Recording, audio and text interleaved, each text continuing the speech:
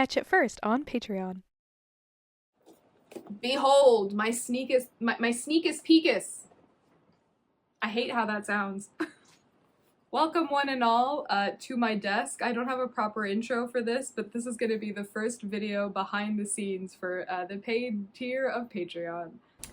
I would like to extend my heartiest of thank yous for being on the paid tier, obviously, but also, what are we talking about today? I wanted to do a proper behind the scenes of my video essay that I've been working on this month. I have started filming, I'm very excited. It's called Start Checking Hard Drives, an Exploration of Artistic Intent. I know that I did a behind the scenes for the mouthwashing video, except that one I think was more of like a blog post style. I kind of burnt bright and then fizzled out. It was just not really as fun or motivating. I like to talk to no one. So we're gonna do this way. While I do have my notes, I'll walk you through the process of like how I make a video essay. So usually I track down whatever weird niche topic I want to talk about. It's generally either some terrible discourse that I see online or just something that's been like kicking around in my brain for many years. With mouthwashing, it really was based off of like the reel that I posted about my dislike of Anya's characterization and then the dogpiling that happened because I expressed that dislike of her characterization. Yeah, I am fueled by spite. Thank you for asking. When it comes to start checking hard drives, I was working on the Donna Beneviento video, and out of nowhere, I had the displeasure of seeing a clip of Saba's VTuber reveal, I guess you would call it. If you don't know what I'm talking about, Gargura, who is like a really well-known VTuber, left VTubing and became an independent streamer and rebranded to Saba. Saba is a 4-year-old girl-looking VTuber who wears a thong bikini and does tummy and toe reveals while speaking in the most infantilized voice you've ever heard in your life. I'll put a clip of it. Brain melted yet? Has your brain been melting yet? Oh, also, it opens! The dress! Meow! Yeah, what? Oh, tell me on day one? Tell me on day one? What in the world? Tell me Antos? So, that's Saba. I was so disturbed, and like in the YouTube video, like I'm not trying to get sued, you know what I mean, or whatever it is, like, so I have to give her a lot more, I think, of the benefit of the doubt. And so I go looking in the video for ways to sort of absolve this person of their crimes. They're not really crimes, I don't think, but what I perceive to be their crimes. The thing is, like, I don't think she's a lolly. I don't. I think that she is aware of her brand marketing, and she's aware that lollies would be attracted to Saba the same way they would be attracted to following Gargura, and I think that it's an intentional, like, pushing of a specific lolly baiting narrative that she's doing. In my heart of hearts, I do think that that's kind of Saba's, like, master plan. It's for money. It's lolly baiting for monetary gain, which is equally as disgusting, I think, as being a lolly. Like, that's, you know what I mean? And so I saw that, and I was like, oh, I have to talk about this. The problem, quote unquote, it's not really a problem, but the thing is, between the Donna Beneviento video and Start Checking Hard Drives, there's a thread of narrative, like, it's the same narrative. When we talk about, like, dolls, the imagery around dolls and horror, and also in things like other unrelated niches, femininity essay, childhood, violence against women, body horror, violence against the self, hatred of the self. Dolls are like a very effective medium for talking about people, for talking about the way that like people can be changed, can be literally, like you can literally rip apart a doll and change it around. Metaphysically and emotionally, we often feel in our experience as humans that we've been ripped apart and put back together. That does lend itself to talking about things like depictions of CSA. Start checking hard drives in the Donna Beneviento video. Those Venn diagrams meet in the middle, where there's all of these sensitive topics that can be talked about through the lens of the very non-literal. Example, a VTuber model is kind of a doll. If you think about it, it's even rigged like a ball-jointed doll. And so it's like, where does the Donna Beneviento video trail off into talking about Saba? And at first I thought maybe I could Frankenstein the two together, but the more I thought of it, like, the Auri 8 lore is very sexed up, and I think the reason that it seems so sexual is because the core theme of Resident Evil Village is very much like procreation. Not procreation in the traditional sense of like two people going at it, more so in the sense of like the creation of Eva, right? Like, the whole point of Resident Evil Village is that this baby, Rose, has been dismembered and is going to be born again from the Megamycete as Miranda's Eva. Like, it's very much a story that meditates on the nature of parenthood. I talked about it a lot in the Dimitrescu lore breakdown, but it also appears in the Donna Beneviento house. And I think that to a certain extent, Heisenberg's creation of his Lycan monster machine people is also in keeping with the theme of procreation. And so it's like, I was like, okay, we need to separate these topics into two. We need to talk about the concept of like lolly baiting and how far people who might be into like ero kawaii would take it in real life. It's a video essay about pedophilia, I think more so than anything, but it's a video essay also about authorial intent. What is Saba intending to do? I like tangents. I like to take the scenic route to get to my point. And one of the scenic routes that I take and start checking hard drives is about like authorial intent when it comes to things like racism. A whole chapter is devoted to H.P. Lovecraft. H.P. Lovecraft obviously is known for writing a lot of shit about like crossbreeding with other races, miscegenation, right? The fear of miscegenation and the horrors of brown people and how like indigenous people and anybody with brown skin and Jews, corroding society. It's a lot of that. But there are works of Lovecraft's that focus specifically on issues regarding like family bloodlines and the horrors of knowing.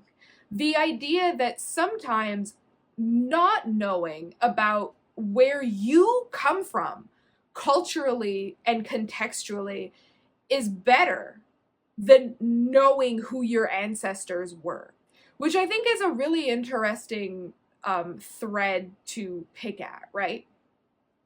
The way that he picks at that thread is by writing stories like The Outsider, Pickman's Model, and The Rats in the Walls. I spend a fair amount of time talking about The Outsider and The Rats in the Walls because those are two stories that directly tell us that this main character is the last in a very long bloodline of people. And that the horror comes with being the last one and having to backtrack through all of these people that essentially like make up your own personhood. What does that mean contextually? It's funny because like I'm a certified H.P. Lovecraft hater, not just because I think his work is like boring, because racism and the fear of electricity and Jews is fucking boring. You don't understand math? Girl, me neither. Like, why are there 800 fucking stories about this? It's boring, it's wordy, it's a lot. I'm sorry. I wanted to be an H.P. Lovecraft girly. I couldn't come around. In writing that chapter though, I have come around like completely. Because I finally found the one thing that H.P. Lovecraft likes to talk about ad nauseum that I also love to talk about forever. And it's the idea of like family. Like how do we conceptualize ancestry? Where do those ideas that are kind of innate about ancestry come from? I don't think it would be at home in a Donna Beneviento lore review, because we already did it for the Dimitrescu lore review, right? So authorial intent, it has a lot to do with pedophilia. Another unfortunate figure I uncovered in my travels is Ethel Cain, who I am told is a trans folk singer, semi-folk singer, kind of a folk singer. I don't like her, sorry. Like, something we need to kind of talk about, and I talk about it in the video, is also like, on the subject of authorial intent, how do we take responsibility for our mistakes? None of us are perfect people. As creators, we have a big responsibility to like model morals and values, right? To people who may be watching, who might be more impressionable or who might be younger. To those people who will look up to you as a source of inspiration and information. And so I think that like when you do something wrong and you apologize, the way that you go about apologizing is a big deal. When I was accused forever of tracing AI, it would have been really easy to issue an apology that was like, oh, fine, I'm sorry, but like you drove me to this and you're just shitty. At the beginning, that is the tone that I had. And I very quickly I was like, that's not right. That's not the right attitude to model. And so I was like, hey, I have been disingenuous. Let me show you not only that I am capable of changing, but that like I have deeply changed. And all of those debacles ended very quickly because the change has been actionable. You can see it, that it's different. In the case of Ethel Cain, when people tell you, hey, maybe apologize for the whole legalize incest thing and the build the wall and the weird racial slurs, the way to go about apologizing for that is not to be like, you're just a hate mob and fine, I'll apologize, but it's under duress. That shows me, I think, maybe it's just me, you don't really know what you're apologizing for. You don't understand why people want you to apologize. You understand that you're being persecuted for things that you did and you don't like that the persecution is happening, but you do not understand the concept of actionable change. And then that got me thinking about other, like, I call it in the video, the emotionally neutered men of YouTube. It kind of refers to like the Curtis Connorification, the Eddie Burbackification, the Ted Nevisionification of men on YouTube, who present as very leftist, very girly pop, very in agreeance with like a lefty female crowd, because that's their audience, but who say very little at the end of the day about anything that they claim to be the cornerstone of their personality. And at first, in that section, right, keep authorial intent in mind, I wanted to talk about how I will inform my worldview based on people like Harry Brewis. I turned to H. Bomber Guy to inform my my understanding of my time on Earth, because I respect him. I do not turn to Curtis Connor to inform my view of the world because I don't respect him. But then I realized that that's wrong, because if you don't respect somebody, you don't go out of your way to watch their content. I don't respect somebody like Liver King. I don't respect somebody like Sneeko. I don't respect somebody like Ben Shabibo. I would never go out of my way, even if I was curious about what they said, to give them views and watch their content. But I will absolutely watch somebody like Eddie Burback or Moist Critical roast them. To give you a real H-Bomber guy example, I'm not going to go seek out what Davis Orini has to say about things, but I'll watch H-Bomb like put Davis Orini to rights for hours. And I have for years. I was like one of the first subscribers to H-Bomber guy's channel back in like 13, 14. Like I'm a day one Harry Brewist stan. And so on the subject of authorial intent, there's this weird slider scale. I turn to Curtis Connor when I need support, when I feel lonely or I need to fall asleep or I need the presence of an emotionally neutered, safe male energy. I'm turning on Ted Nevison, I'm turning on Danny Gonzalez, I'm turning on Drew Gooden, especially if I feel very like panicky because Drew's been open about his panic disorder in the past. It's not a lack of respect. It's not.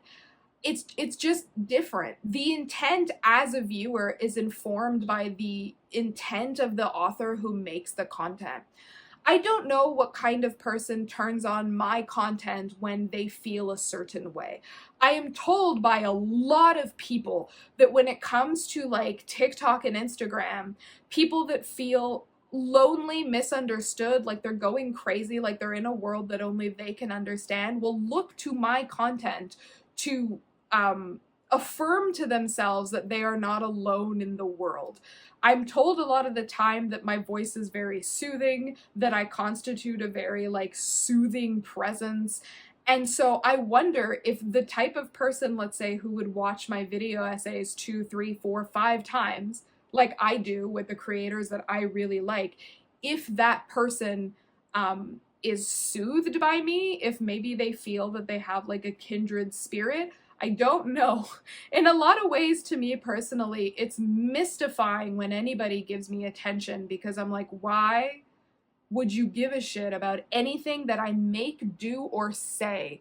I know that a lot of people want to be famous because they feel like they have like so many lofty, important things that like people need to know about. I am so confused when anybody is interested in what I am, like what I have to say. I very much make my content for me. I often rewatch my content because it helps me to like, as somebody who suffers a lot with like derealization and disassociation, it helps me to recontextualize myself in a human body. Hopefully that makes sense. And so very much I make things because I feel that if I don't make them, I'll die. I feel such a like a rush of like creative inspiration. I need to make this thing. I need to. That's why I make it. It's not so much like how much attention can I get by posting. That's not to say that I haven't like tried that route. Like marketing is marketing. Rage baiting or trolling or whatever works by design. But it's not for me. I can like do it as a joke sometimes and be like, haha, this is gonna make people upset. But usually I end up deleting the content or backpedaling on the content, and I haven't done it in a very long time because it doesn't resonate with me, because it doesn't resonate with the reason why I make things. That's my authorial intent. So all this shit is very interesting. That's kind of my, when I make a video essay, I write an actual essay. And then as I'm reading it, I footnote, like, do I feel that there's a joke that can be made? Do I feel that there's another tangent that can be added? And you can kind of like ad-lib it. Since most of my professional background is in like academia, like it's not a secret. I did college auditing of curriculums I taught high school, middle school, I tutored, I worked for an education contractor. Like, that's what I did for almost 5 years straight with no breaks. And then of course, like, I went to college and I got a degree, and then I did 2 more degrees, and then I went and get a bachelor's degree, and then I left because yippee, tumor.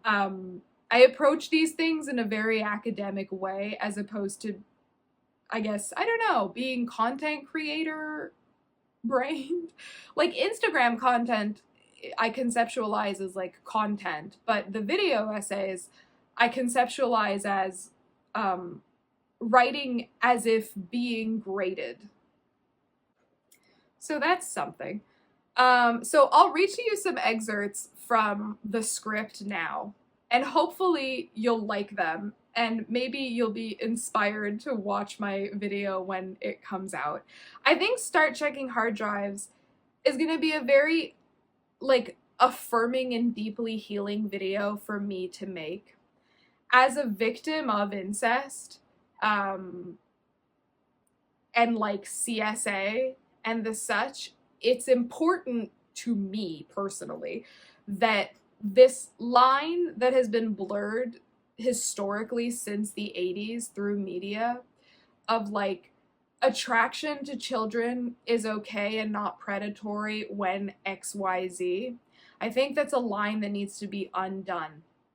And like clinically, for example, in Japan, like lolly or ero kawaii or shotokan is considered separate from diagnosable pedophilia like jidosei.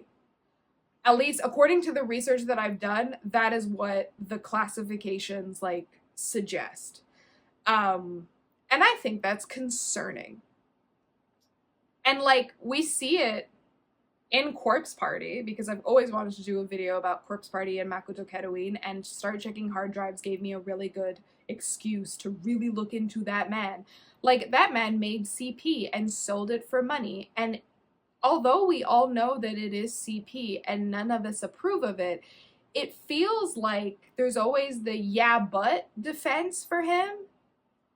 Yeah, but he's not out there diddling kids. Yeah, but I like Corpse Party Musume, but I would never hurt a kid. Yeah, but okay, but it shouldn't exist. Now, wider conversation about censorship? Yeah, absolutely. Censorship is tricky, right? If you put it into the hands of the wrong person, you could end up censoring the wrong information. There's a lot of bad actors out there who want to protect children by intentionally stifling people's voices that they have no business stifling. They just don't agree with their lifestyle. I'm talking about Republicans and their weird hatred for drag queens. And so, like, censorship is also kind of a difficult bridge to cross. Anyways, so much to ponder. But let us read some excerpts, and maybe we can ponder more effectively together. Do you like my Sony angel? His name is Radicchio because he's a radicchio. That's a radish for you non-bibbity-boobities out there. This is from the section on H.P. Lovecraft. For context, The Rats on the Walls is a story about a man who goes back to his ancestral home, Exham Priory, and he hears rats in the walls after they rebuild it. It seems like only he can hear these rats in the walls, and then in the end he discovers that underneath the estate, his family for generations have been like inbreeding human livestock to cannibalize. And yeah, so fun tale. Lovecraft's connection to his own environment and the increasing frenzy in which he approaches the outside world are beautifully illustrated in The Rats on the Walls.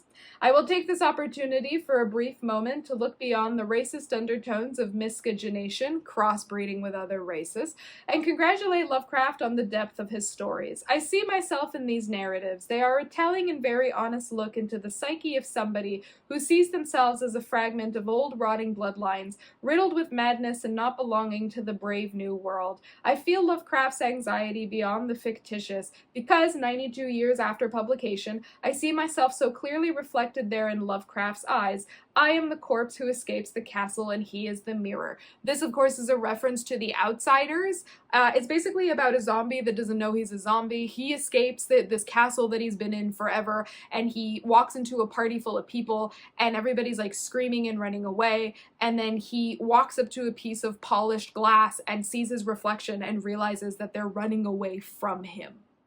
It's very literal. Our deepest desires, as well as our deepest anxieties, if you're H.P. Lovecraft, get communicated to an audience whether we like it or not. This is in relation to, like, being an author. Sometimes our intent is one thing, but our artistic voice is such that an entirely new viewpoint appears. Given that Lovecraft was very up his own ass about his lineage, I don't think the story is meant to paint ancestry in a bad light on purpose. I think the shared themes throughout my favorite Lovecraftian stories, Pickman's Model, The Rats in the Walls, and The Outsider, are unmistakable pourings over of Lovecraft's deepest sentiments about the nature of his existence. If you didn't know, H.P. Lovecraft was like very into the fact that he was from Providence, Rhode Island. He wrote in letters like, I am Providence and Providence is me. He had a lot of lofty ideas about like his family and his lineage, blah, blah, blah. His lineage was not that great. His grandfather was filthy rich. His aunt and mother kind of like mismanaged all the money away. Both of his parents went insane. His dad from tertiary syphilis. His mom had what seems like to us today like some kind of schizoaffective disorder and died in an asylum. And yeah, H.P. Lovecraft was very obviously agoraphobic. Some people argue that he is most likely also autistic. So am I. That's why I'm like this. I also have diagnosed agoraphobia. That's why, you know, relatable content. Yeah, so he was kind of a mixed bag of various disasters, but he was very much up his own ass about his perceived greatness. Lovecraft's writing about the intimacy of ancestry is not moral by any means. He's not that kind of author. His intent is often to point to the esoteric as knowledge we should not know. Stories like The Dunwich Horror or The Color Out of Space describe scenarios where knowing is worse for you than simply abandoning ship and moving away. That's what I was talking about earlier, was this like the idea that knowledge is scarier, which is kind of a spirit of the place thing if you're into that. If you're really into gothic horror, you'll recognize the concept of the spirit of the place, where a non-human thing or location takes on like human traits in order to like antagonize. The final Delaport, which is the last name of the guy in The Rats in the Walls, would have been fine if he just hadn't explored the underground ruins. It's hard to miss that operating in an age that would have valued eugenics, Lovecraft is suggesting that one's nature cannot be changed. Once a Delapoer, their original last name, always a Delapoer. Intent can be in your face. You can, as a writer, tell us plainly what the central message of your art is. I am an artist whose art is very in your face in simplicity and style. I'm not cloaking anything here. I'm driven by nostalgia and my love of weeb shit. Real. I lack in many ways the ability to think outside the two-dimensional, often ripping myself away from primary colors by force because finding one thing I really like makes me inclined to do it forever. I'm autistic. Can you tell? But as we've seen today, intent can sometimes veer into the shadowy gray area of the unconscious mind. There are things which are revealed in your art which may be unintentional. And this brings up a scary question, not because it's spooky, right? But because it's possible in each of us to be blissfully unaware of pushing a narrative that we've unconsciously internalized. What is the line where our most extreme fantasies end and our willingness to act on our desires begin? And then I segue into talking about the SDEF2 scale. If you're familiar with the DSM-5, it's kind of like that. It's basically a questionnaire out of the UK that seeks to evaluate the line between like where sexual fantasies end and the willingness to act on them begin. What's really interesting about the SDEF2 is that it suggests that the threshold that stops us from acting is shame. And so in the context of start checking hard drives, the more that we blur the line between like, oh, this is pedophilia, but this is not. Lolicon is not. 2D kids are not. Saba is not. Gargura's fandom is not. We kind of remove the barrier of entry of shame that prevents people from going out and doing crime, which is like, it's scary to think about. I know a lot of my video essays revolve around, like, horror, because that's just my, like, preferred medium. It's weeb shit and scary shit. That's it. Okay, let's put this computer down. My arm hurts. Like, that is a horrifying thought, is it not? That the barrier of entry is shame? That is so easy to scrub away. Once you normalize something in a society, it becomes part of the social contract. It gets woven into the fabric of that society. Think of how many, like, IRL war crimes and racism and sexism and shit have happened, and homophobia and all the rest of it, because it was considered normal, if not, like, virtuously the actions of an upstanding citizen.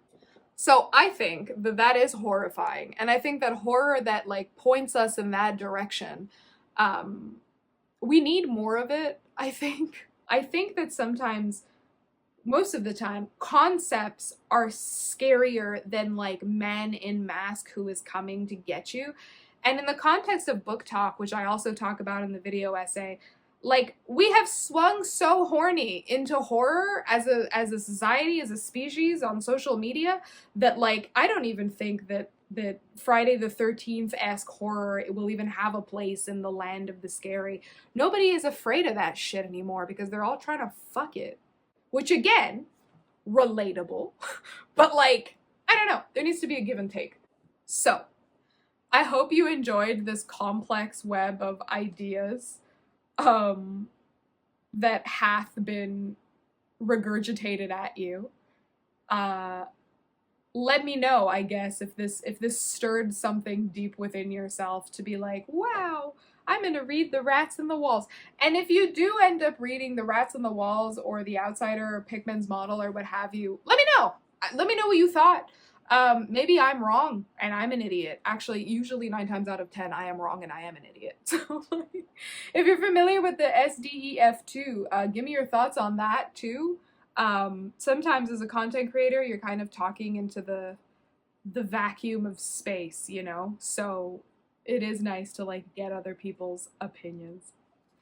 And that's it. I hope you enjoyed, and I'll see you real soon. Thank you again for joining me on Patreon.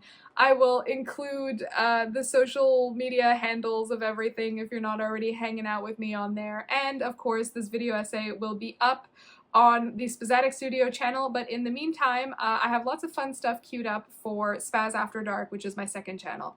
So that's it. Keep it weird. Bye!